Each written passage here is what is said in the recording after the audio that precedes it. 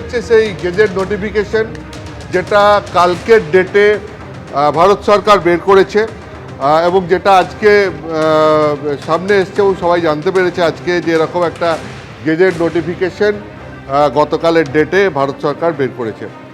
1955 সালের একটা আইন আছে এসেন্সিয়াল কমোডিটিস অ্যাক্ট, যেটা হচ্ছে অত্যাবশ্যকীয় পণ্য আইন, যে আইনের দ্বারায় ভারত সরকার কোনো নিত্য প্রয়োজনীয় জিনিসের প্রোডাকশন, তার সাপ্লাই, তার ডিস্ট্রিবিউশন, তার কালোবাজারি আটকানোর জন্য যা যা ব্যবস্থা নেওয়া এইগুলো সব নিতে পারে। অর্থাৎ এই আইনের মাধ্যমে এখানে অত্যাবশ্যকীয় পণ্যের মানে তার ডিস্ট্রিবিউশন, তার প্রোডাকশন, কিভাবে সেটা সাধারণ মানুষের হাতে পৌঁছাবে এবং তার হোর্ডিং অর্থাৎ সেটার মজুতদারি কিভাবে আটকানো যাবে এবং কালোবাজারি কী করে আটকানো যাবে, এই আইনে দ্বারা সেটা করা হয়ে থাকে। এখন এই ক্ষেত্রে গ্যাসের জন্য এটা করা হয়েছে। এলপিজি, সিএনজি, পিএনজি, এই যে বিভিন্ন ধরনের পেট্রোলিয়ামজাত গ্যাস, সেই গ্যাসের নিয়ন্ত্রণে আনতে এই আইনের এবার প্রয়োগ করা হয়েছে এবং সেই আইন প্রয়োগ করে এক্ষেত্রে বিজ্ঞপ্তি জারি করা হয়েছে।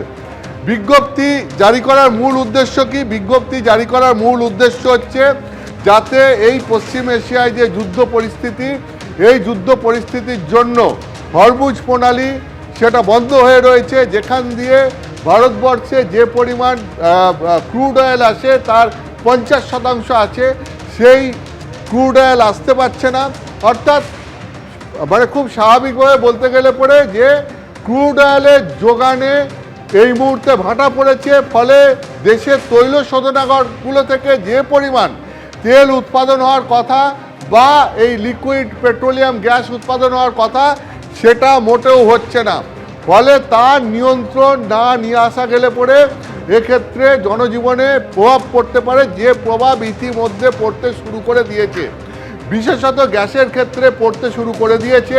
চাহিদা মতো গ্যাস পাওয়া যাচ্ছে না, বিশেষত বাণিজ্যিক ক্ষেত্রে চাহিদা মতো গ্যাস তো পাওয়াই যাচ্ছে না। ইতিমধ্যেই ভারতবর্ষের বিভিন্ন শহর থেকে ব্যাঙ্গালোর, মুম্বাই সহ আমাদের একদম এই কলকাতা শহর, সেখান থেকেও বিভিন্ন রেস্তোরাঁ বন্ধ হয়ে যাওয়ার খবর আসছে। তার কারণ তারা জ্বালানির জন্যে পর্যাপ্ত গ্যাস পাচ্ছেন না এবং পরিস্থিতি যে যথেষ্ট সংকটজনক হতে চলেছে বা তার একটা আশঙ্কা রয়েছে, সেটা ভারত সরকারের এই বিজ্ঞপ্তি জারির মধ্যে দিয়েই বোঝা যাচ্ছে।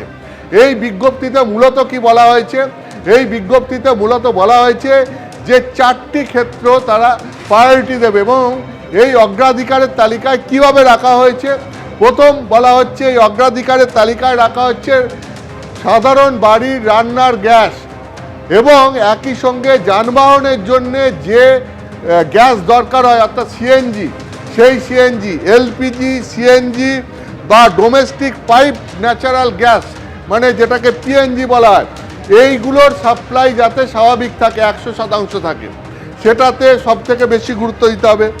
দ্বিতীয়ত কি? দ্বিতীয়ত হচ্ছে সার কারখানা, কারণ কৃষকদের নিয়মিত সার লাগে।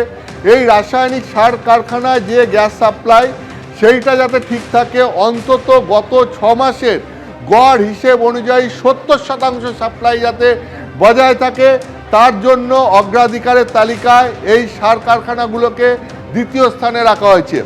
তৃতীয় স্থানে কি? তৃতীয় স্থানে হচ্ছে যে চা শিল্প সহ বিভিন্ন ইন্ডাস্ট্রিয়াল প্রয়োজনে যেখানে যেখানে গ্যাসের প্রয়োজন হয় সেখানে সেখানে গ্যাসের সরবরাহ 80% ঠিকঠাক রাখতে বলা হয়েছে।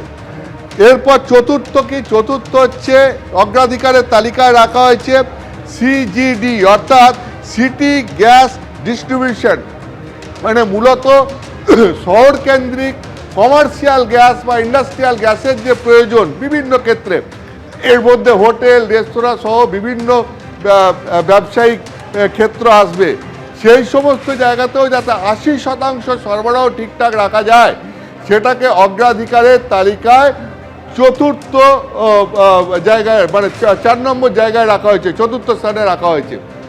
এখন খুব স্বাভাবিকভাবেই তুমি বুঝতে পারছো, তার মানে সরকারের অগ্রাধিকারের তালিকায় একবারে প্রথমে হচ্ছে যে মানে সাধারণ মানুষের ঘরে রান্নার গ্যাস সেই সাপ্লাই ঠিক রাখা এবং যানবাহনের জন্য যে গ্যাস দরকার হয় সেই সাপ্লাই ঠিক রাখা। এখন পরের দিকে বাণিজ্যিক ক্ষেত্র